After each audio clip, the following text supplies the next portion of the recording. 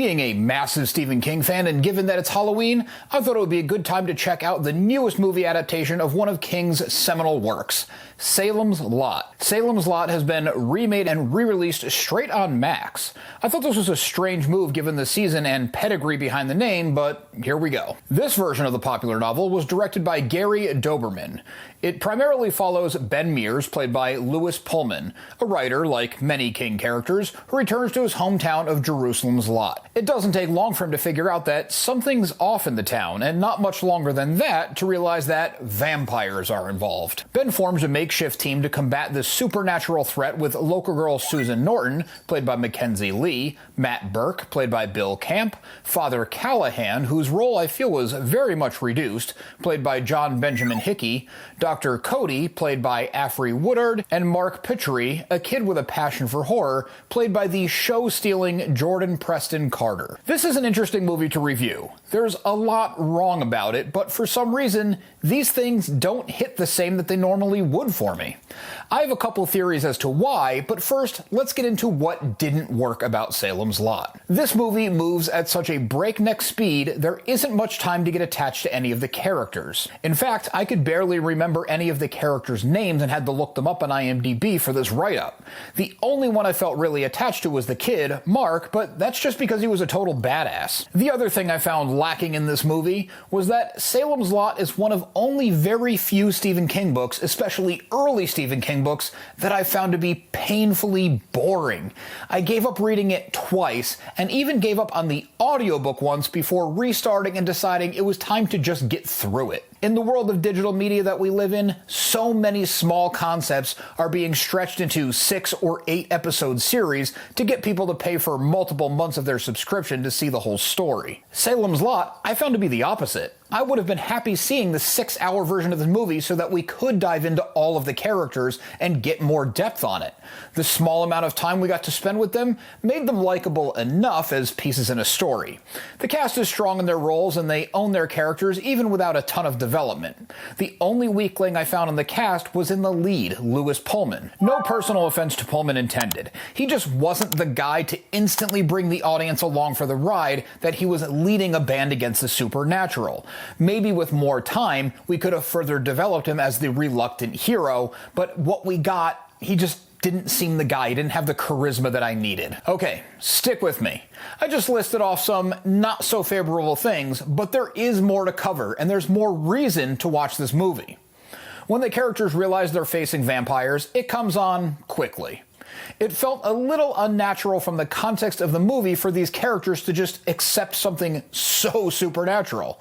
But I found I actually appreciated the speed at which this happened. Do you really want to sit there and have the characters dance around the word vampire, not quite using it, not committing to it until the end of the movie, or act as if this is the first vampire story ever told? And then they would have to discover all the vampire lore that has been so deeply part of pop culture for, what, a couple hundred years? It seemed convenient for the movie, but to me, this was better than the alternative of reinventing the vampire wheel. There's some talk between the heroes that, oh, it can't be real because of vampires aren't real, etc., but there's also a scene where they do put it to the test to get the non-believers in the cast on board. They also establish a little bit of lore themselves that doesn't contradict the point that I just made, because it cements specifically what the lore means and what they're dealing with. All of this is made all the creepier because this scene takes place in a morgue. As our heroes are fighting the vampires, the fight becomes very literal. And whenever horror movies go to literal violence, the horror takes a back seat and it becomes more of an action movie. It doesn't go as far as, say, From Dusk Till Dawn, but it does head in that direction. Dauberman somehow does a fantastic job of keeping real, genuine scares throughout the movie. There are some jump scares, but they never feel cheap. The characters don't fall into the regular horror movie tropes of doing the stupidest possible thing in any given scenario. There's a tone of creepiness that sticks with you. And even with much of the movie being very surface level, you find yourself leaning forward in anticipation of what's to come, or to see how the protagonists are going to get out of the particularly bad situation they find themselves in. To double down on this, and without getting into spoilers, this movie has a body count. And not just in the generic townspeople and vampires. Our heroes get taken out, converted, or killed. There's no Okay, well, less horror tropes in certain art types being safe because of plot armor. The deaths are shocking. They actually hit hard in spite of not having deep connection to the characters. One of the creepiest scenes is at a cemetery.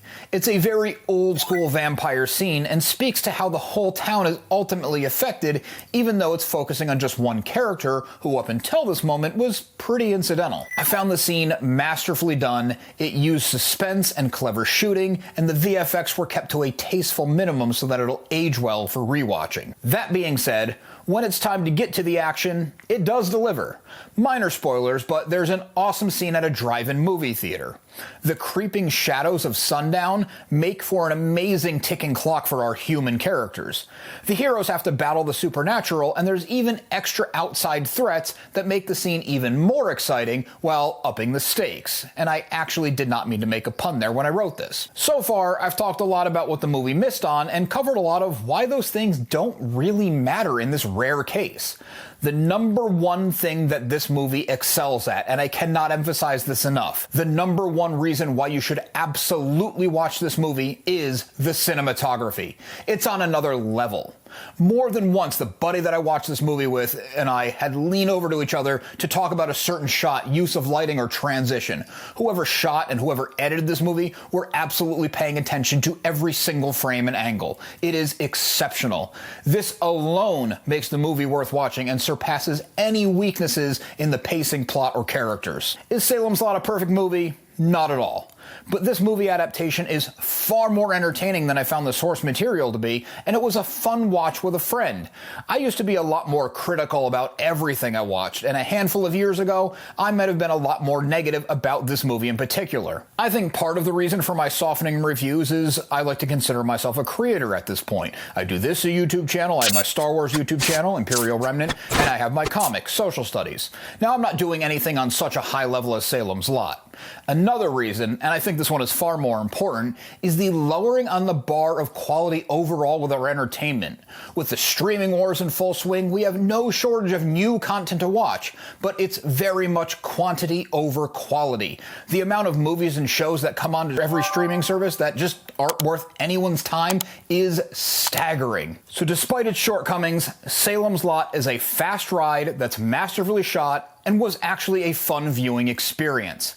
I still don't know why they didn't believe in it enough for a theatrical release, but I'll take an enjoyable surprise direct to a streaming service I'm already paying for my screening room to get a workout in any day. Check out this playlist for some of my retrospective videos that have been very popular on the channel lately.